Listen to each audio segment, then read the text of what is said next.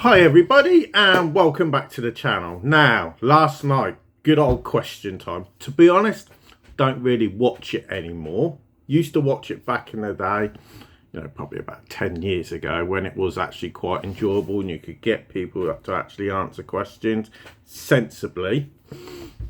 But obviously Piers Morgan was on it and Wes Streeting was also on it, who is obviously the health secretary. Now, last night a question came on about housing. And you can say, what about housing?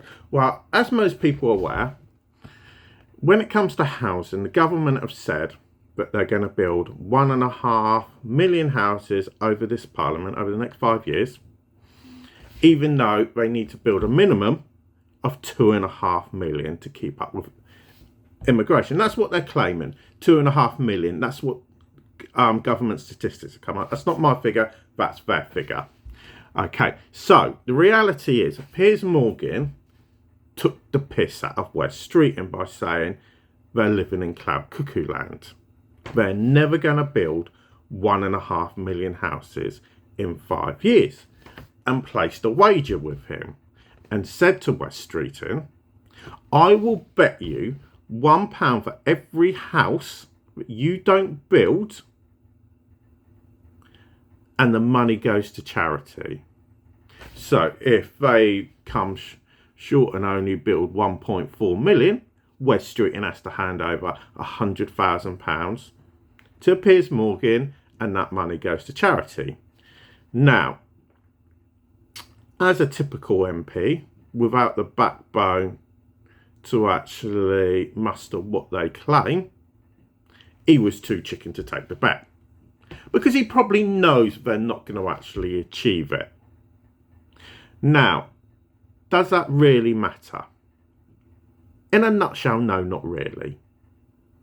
Because most people know up and down the country that the Labour Party currently are full of BS. Will tell you everything you want to hear, but eventually, like with most politicians, no matter what party they're a member of, that's what it is. BS. Promise you the world, deliver nothing. Now, from my point of view, I hope Labour Party achieve it, because we've been crying out for housing in this country for donkey's years. As I said in a video that I did earlier on today, before we got our house, we moved into this house on Christmas Day last year. That's when we officially moved in. We had to be in here by 10 o'clock in the morning on Christmas Day morning, and I have 5 children. Try that one. Not many people are brave enough. We actually moved in on Christmas Eve, to be honest. We were in by 6 o'clock.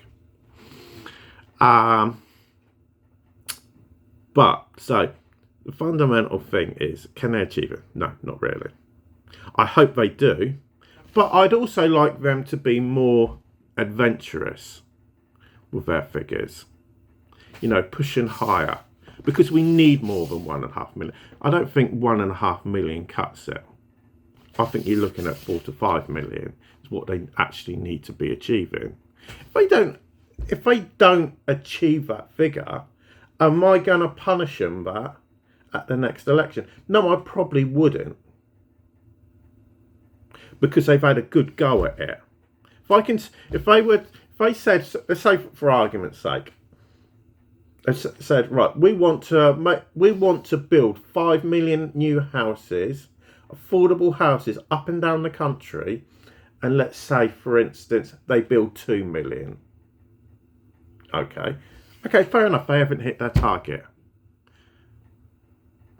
But then if they can say to me, right, under previous governments, let's take away since after the First World War, because obviously that's Second World War, it's completely different. But it's fundamentally so much higher, and we're going in the right direction, and we're looking to push it even further. I can take that into account. That's fair enough. That's no problem. It's no skin off my nose, because I know they've gone in the right direction. It's the same with immigration. Immigration, for the last for the last year was 900,000 net, approximately. The figure keeps on changing. Believe what you want to believe when it comes to the Office of National Statistics. Okay, if they turned around to me and said, look, we're not going to promise you we're going to get it down to the tens of thousands, that ain't going to happen. We're going to look at getting it down by a third. So it's 900,000. We're looking at next year having it 600,000. And the following year, we're looking at getting it down to 5. And if they can get close to them figures, even if they don't achieve it, okay, but they got close to it, I can take that. I can accept that. So when you got people like Piers Morgan attacking them, saying, oh, you're not going to get anywhere, and just being completely negative, that's the wrong way to look at it, because they've set themselves a goal.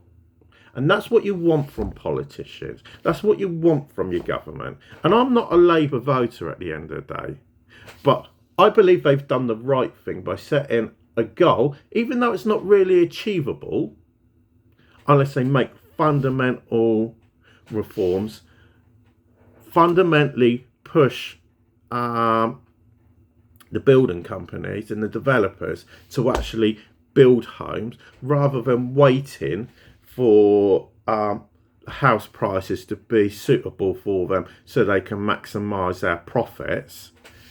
If they're willing to sort out local authorities and MPs, like my local MP, who's more concerned with the alleged gospel Fairham divide and all this kind of BS which stops housing from actually being built, then I would support them on that. And that would be a good thing. So obviously we're going to see what is going to happen in due course, you know, over the next few years. So let us know, do you think it actually matters if they don't hit the target? Or should they be just setting targets that they know that they're easily going to hit?